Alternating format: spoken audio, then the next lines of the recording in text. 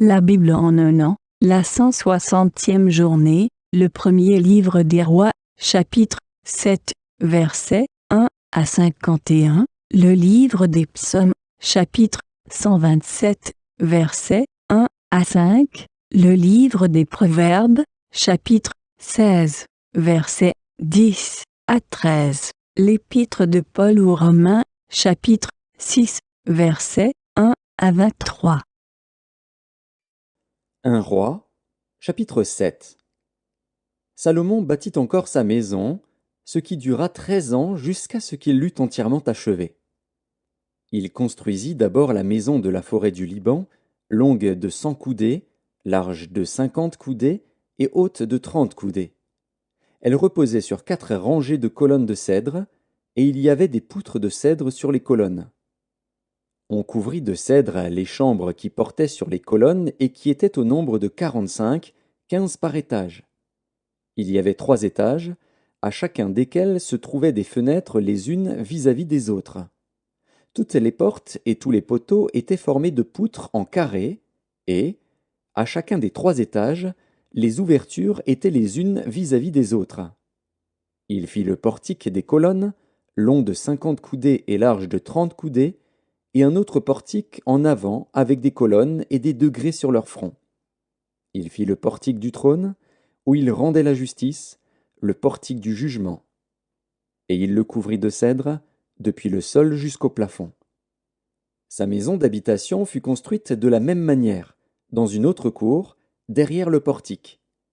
Et il fit une maison du même genre que ce portique pour la fille de Pharaon, qu'il avait prise pour femme.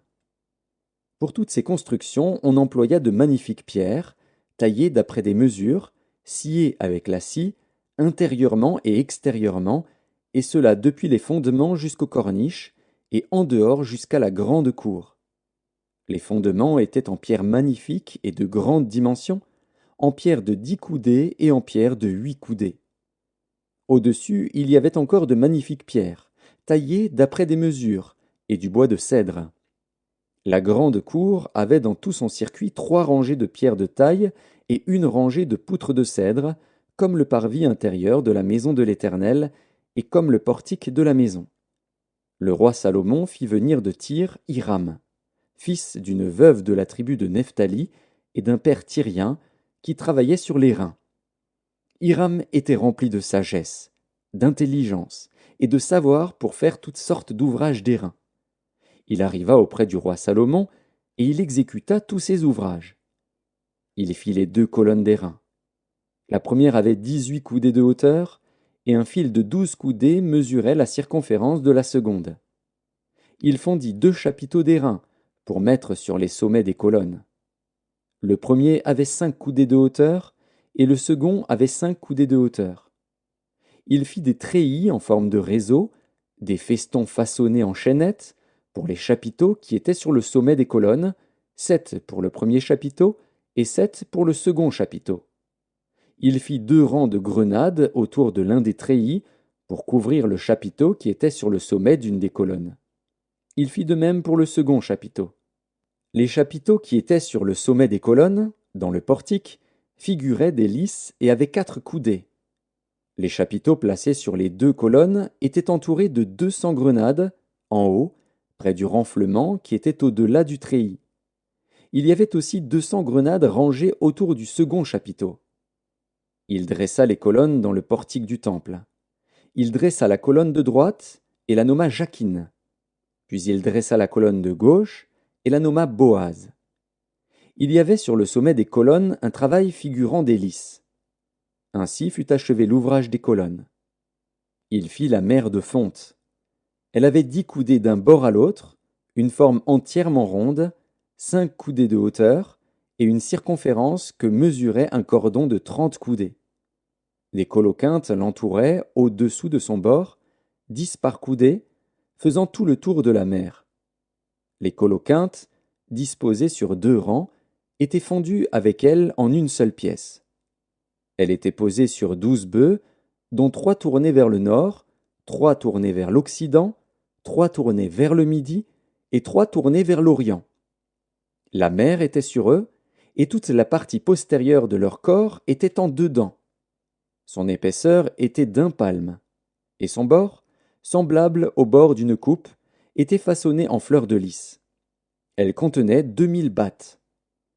Il fit les 10 bases d'airain. Chacune avait 4 coudées de longueur, 4 coudées de largeur et 3 coudées de hauteur. Voici en quoi consistaient ces bases. Elles étaient formées de panneaux, liés au coin par des montants. Sur les panneaux qui étaient entre les montants, il y avait des lions, des bœufs et des chérubins, et sur les montants, au-dessus comme au-dessous des lions et des bœufs, il y avait des ornements qui pendaient en feston. Chaque base avait 4 roues d'airain avec des essieux d'airain, et aux 4 angles étaient des consoles de fonte, au-dessous du bassin et au-delà des festons.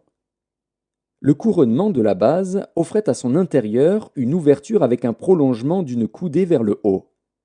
Cette ouverture était ronde, comme pour les ouvrages de ce genre, et elle avait une coudée et demie de largeur. Il s'y trouvait aussi des sculptures. Les panneaux étaient carrés et non arrondis. Les 4 roues étaient sous les panneaux, et les essieux des roues fixés à la base. Chacune avait une coudée et demie de hauteur. Les roues étaient faites comme celles d'un char. Leurs essieux, leurs jantes, leurs raies et leurs moyeux, tout était de fonte.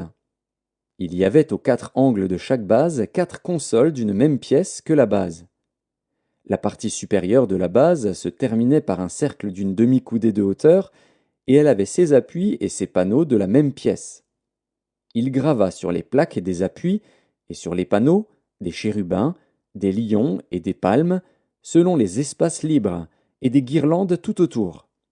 C'est ainsi qu'il fit les 10 bases. La fonte, la mesure et la forme étaient les mêmes pour toutes. Il fit 10 bassins d'airain. Chaque bassin contenait 40 battes. Chaque bassin avait 4 coudées. Chaque bassin était sur l'une des 10 bases. Il plaça 5 bases sur le côté droit de la maison et 5 bases sur le côté gauche de la maison. Et il plaça la mer du côté droit de la maison, au sud-est. Hiram fit les cendriers, les pelles et les coupes.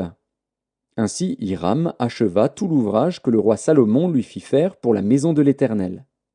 2 colonnes, avec les 2 chapiteaux et leurs bourrelets sur le sommet des colonnes, les 2 treillis, pour couvrir les 2 bourrelets des chapiteaux sur le sommet des colonnes, les 400 grenades pour les 2 treillis, 2 rangées de grenades par treillis, pour couvrir les 2 bourrelets des chapiteaux sur le sommet des colonnes, les 10 bases et les 10 bassins sur les bases, la mer et les 12 bœufs sous la mer, les cendriers, les pelles et les coupes. Tous ces ustensiles que le roi Salomon fit faire à Hiram pour la maison de l'Éternel étaient d'airain poli. Le roi les fit fondre dans la plaine du Jourdain dans un sol argileux, entre Sukkot et Tsartan. Salomon laissa tous ces ustensiles sans vérifier le poids de l'airain, parce qu'ils étaient en très grande quantité.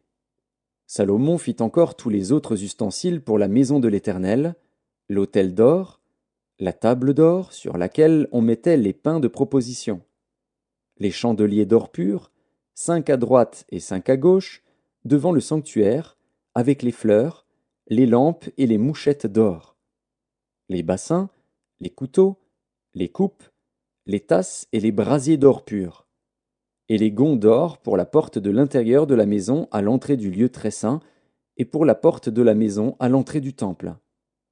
Ainsi fut achevé tout l'ouvrage que le roi Salomon fit pour la maison de l'Éternel.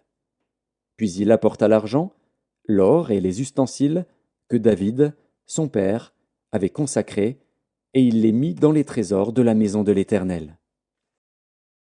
Psaume 127, Cantique des degrés de Salomon. Si l'Éternel ne bâtit la maison, ceux qui la bâtissent travaillent en vain. Si l'Éternel ne garde la ville, celui qui la garde veille en vain. En vain vous levez-vous matin, vous couchez-vous tard, et mangez-vous le pain de douleur. Il en donne autant à ses bien-aimés pendant leur sommeil. Voici, des fils sont un héritage de l'Éternel, le fruit des entrailles est une récompense. Comme les flèches dans la main d'un guerrier, ainsi sont les fils de la jeunesse.